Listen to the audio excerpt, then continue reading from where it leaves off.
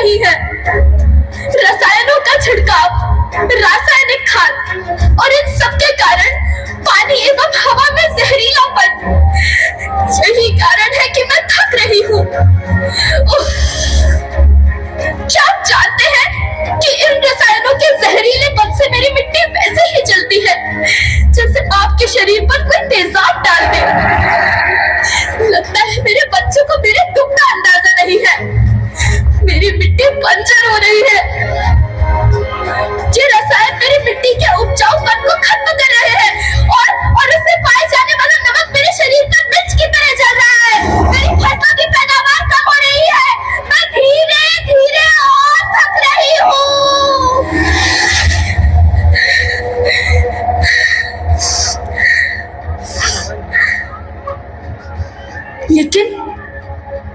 लेकिन अब मुझे याद आता है कि पहले मैं बहुत सुंदर थी, बहुत प्रसन्न थी, हमेशा हंसती थी। मुझे अब भी याद है।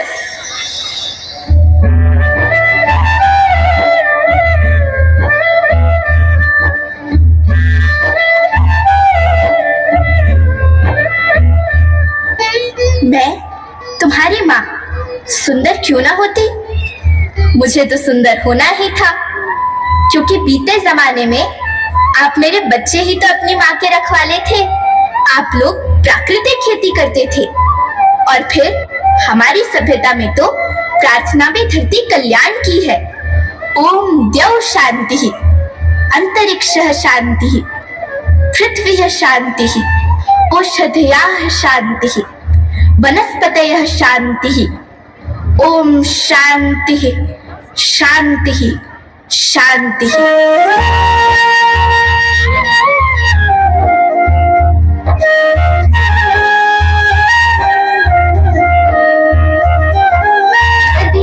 जंगल झरने पर्वत रखना इन्हें संभाल के, इनको धंधा तुम न बचोगे धरती कहे पुकार के। बेमौसम की वर्षा होती कहीं भी मिट्टी बंजर बनती, बंजर मिट्टी और भी तपती धरती कहे पुकार के।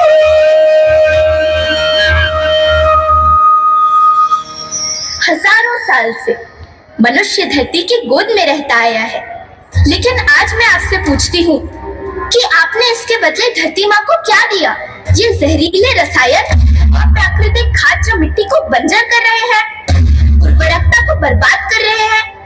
आप अच्छी पैदावार के लालच में जो रासायनिक खाद अपने खेतों में डाल रहे हैं, वो अभी तो लाभ देगी, लेकिन लंबे समय में उसी रासायनिक खाद का नुकसान भी है।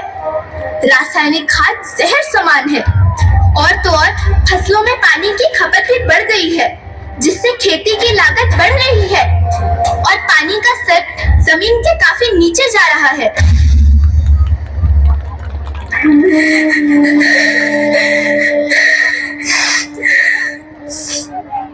बच्चों, मैं तुम्हारी माँ हूँ। मैंने तुम्हें सुख से जीने के लिए पर्याप्त संसाधन दिए हैं, पर तुम्हारे लालच की पूर्ति के लिए नहीं दिए। ऐसा लगता है कि थोड़ी सी अधिक पैदावार और अपने लालच के लिए आप सब अपनी अगली पीढ़ी, अपने बच्चे के भविष्य के बारे में सोचना भूल गए हैं। सोचो, क्या तुम अपने बच्चों को ऐसे खेत देना चाहते हो जो बंजर हो?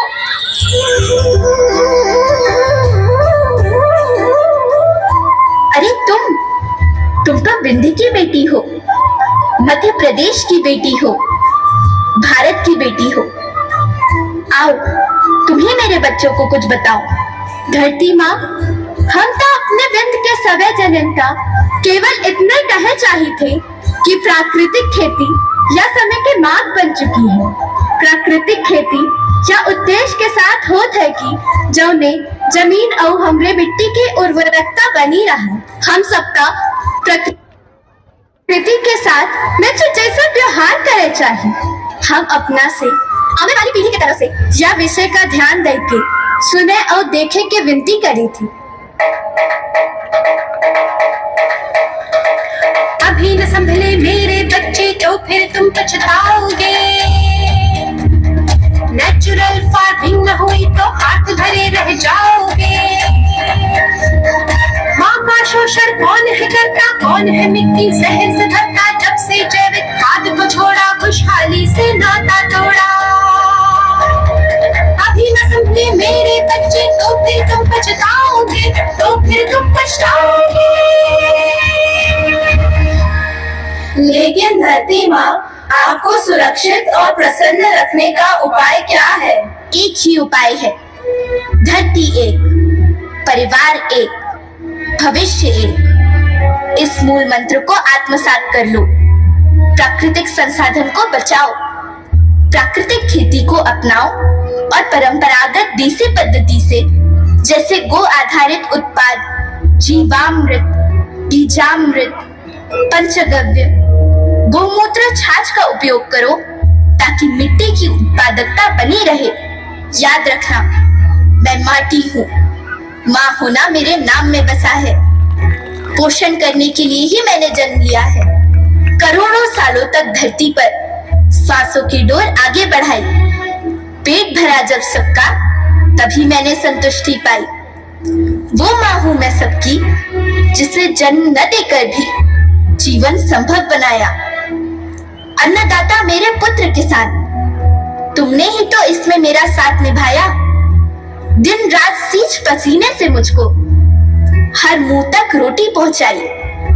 जब तुमने माथे मुझे लगाया, मैं हरियाली बनकर मुस्काई। मिट्टी बंजर होने से या धरती के नुकसान से किसी एक देश, एक द्वीप, एक समाज या एक धर्म का नुकसान नहीं है, बल्कि सभी का है, क्योंकि सभी आपस में बंधे हैं।